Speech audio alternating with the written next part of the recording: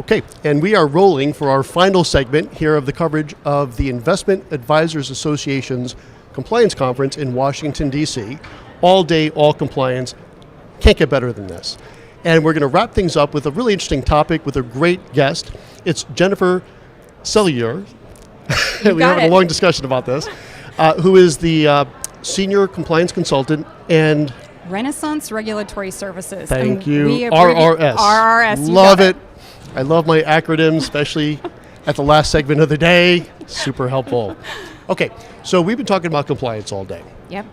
And one thing I really am excited to talk to you about is the fact that compliance does not have to be a brake all the time.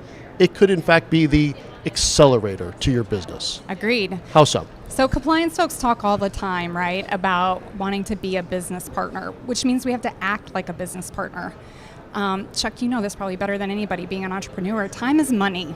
And I always tell my compliance folks, my compliance team members, if we can save people time, we have earned them money, right? You much rather be out generating prospects, looking for avenues of new business, right? Doing business things, not doing compliance things. So I strive to really work on building my compliance program into the normal processes you're already doing, not slapping them on, not making them extra, right?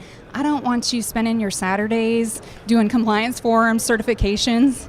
I'd rather you be hanging out with your kids or doing some sort of cool business thing. That sounds good. So, and this is what I really wanted to ask you. And I'm obviously a strong proponent of the RIA space. I was literally called out in a 2-page article in InvestmentNews as the broker-dealer's public enemy number one. Nice. Because people perceive or interpret what I say as bashing the broker-dealer world, and it's not the case. It's just speaking the truth. And if it's interpreted as bashing, what can I do? But here's the question I want to get at, or more so a statement that I want you to keep me honest on. And here's what I say oftentimes. When you're at a broker-dealer, especially a large wirehouse where you have thousands, maybe tens of thousands of advisors, the compliance is and should be, and probably could no other way be, anything but super rigid, right? Because how could you be flexible with 10,000 advisors? However, you set up your own shop, whether you're a 1-person shop or a 10-person shop, you have the ability for flexibility, which doesn't mean the Wild West, right? You still want to be compliant, but here's my contention. When you're at a large firm, that compliance officer, who might be 2 years in the business, might be 6 months in the business, they get paid the same amount if they say yes or if they say no. And the path of least resistance, obviously, for a compliance analyst is no, especially for anything creative. When you have your own firm, you're not going to say yes to something that's going to get you really into trouble, but I would argue that you're going to look to see, can I say yes in a way that's compliant and allows for business growth? Valid? You know what? I do think there's some validity in that. And I think there's 2 reasons for that. First of all, the broker-dealer regulations, FINRA, are much more prescriptive. They really are. The SEC rules are much more principle-based, and so I do think that gives RIAs a lot more flexibility. Now, I'll add, RIAs can't do their work clearing custody without their banks and their broker-dealers, right? So there is some sort of balance there at some point. But you're right, the regulations are different, and so they can operate their businesses differently. I will also add, too, in your small to medium-sized firms, your independent shops, right?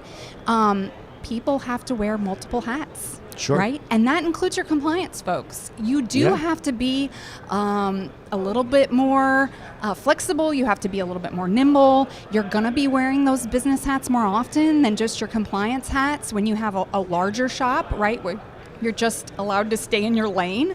And so I think there's more flexibility in that. Yeah, and I think there's also more incentive to be flexible, right? Because again, if you're a salaried compliance analyst, your salary is not changing, right? But if you're running a business and you happen to be your own chief compliance officer, you want to grow, you certainly don't want your business to get shut down, right? That's the ultimate, non-growth route to take. Sure. But if you can figure out a way to make it compliant, do what you need to do, be a little creative about it, and find a way to say yes, you're going to, because there's literally a financial incentive to do so, but the bigger financial incentive is, of course, to stay compliant. So there's incentive enough, I think, to be looking for ways to say yes, but there's no incentive to say yes to something that's going to shut you down, right?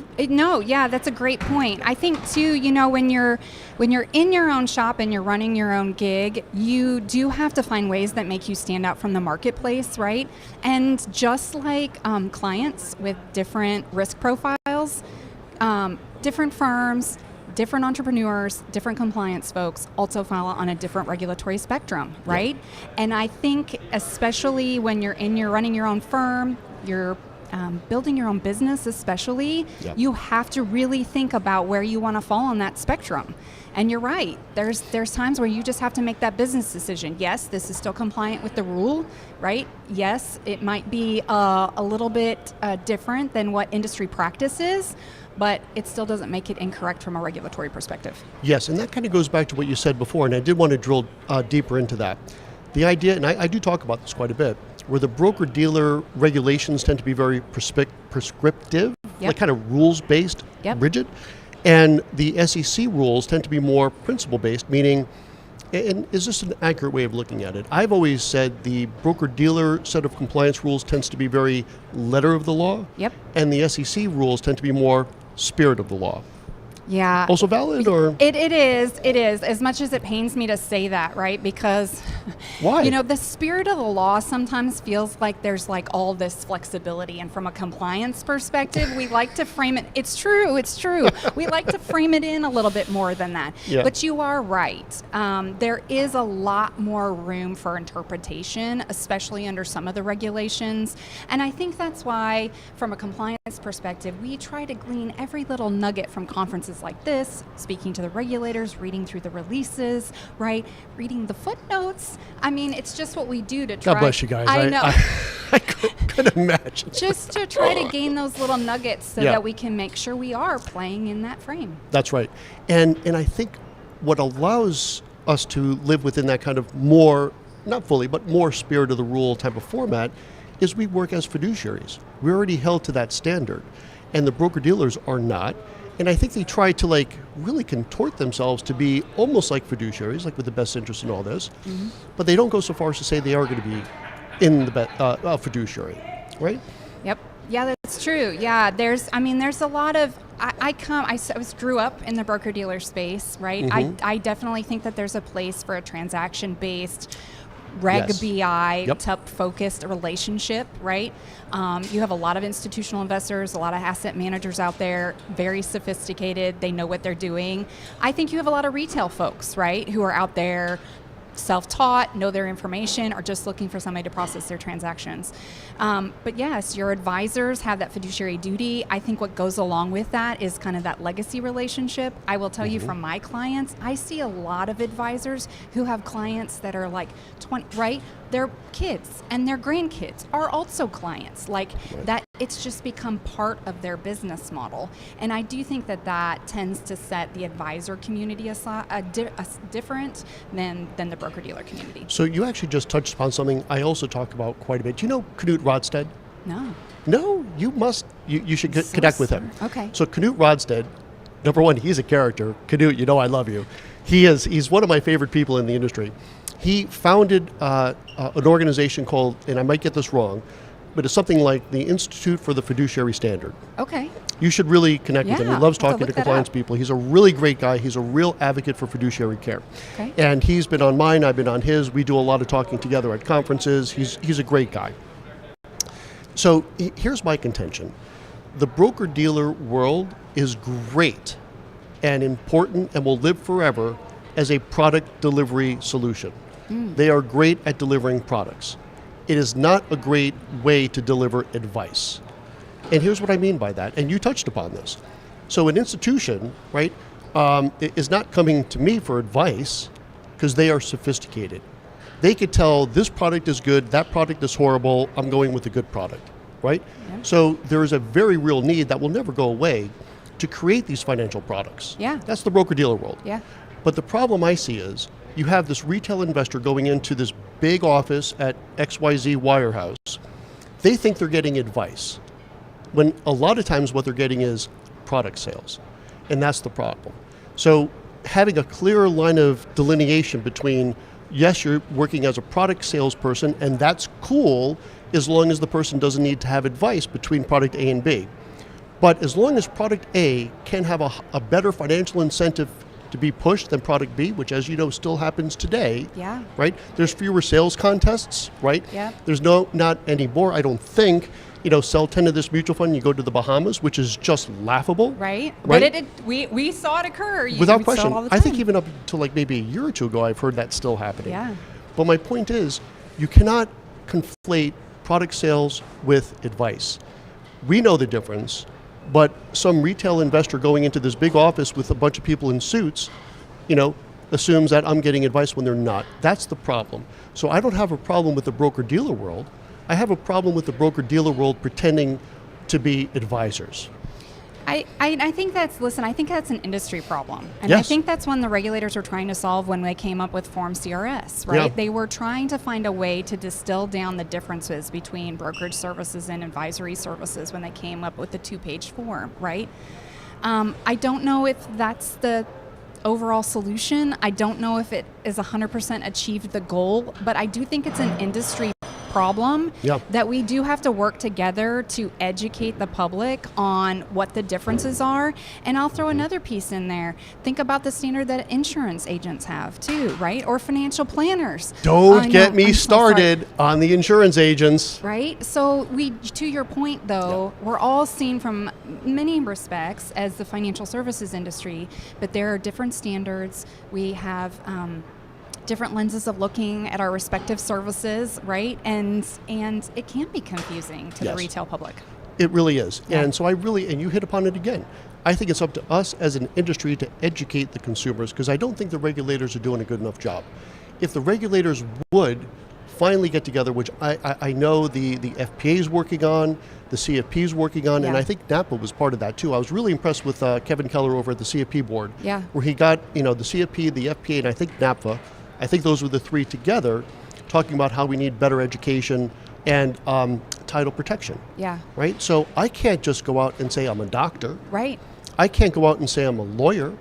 I can't go out and say I'm a CPA. Yeah. Right? How can I go out with almost no certification whatsoever, for the most part, and say I'm a financial advisor? Right? That's the problem. So title protection, would that help? Will that ever happen? We are really diverging here, but this is a good conversation. I'm enjoying I it. don't know. I'll just add, kudos to a lot of the state securities boards too, because a lot of the states have done a lot of really good work around educating their respective constituents around this exact topic, right? Like just know your investment advisor, know your financial professional, those types of things.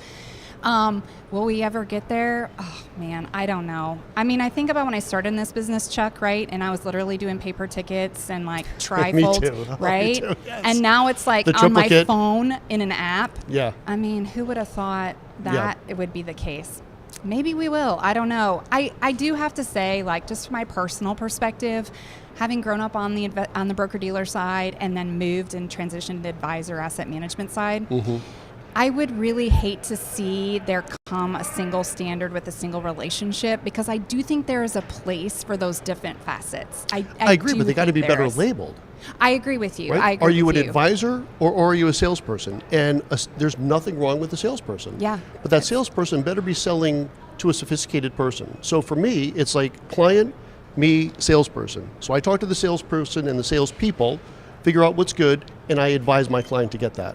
But it's when the salesperson goes directly to the unsophisticated client, that's the problem. Yeah, and as you said, like as an industry, like how do we get there? What's the best education method? I don't know. Yeah, but I think it's on us, again, as you said Yeah. before, rightly so, It's and an I completely industry agree. issue. It's an industry. We have to educate the clients to be able to better discern between a planner and what I like to call a Pinot.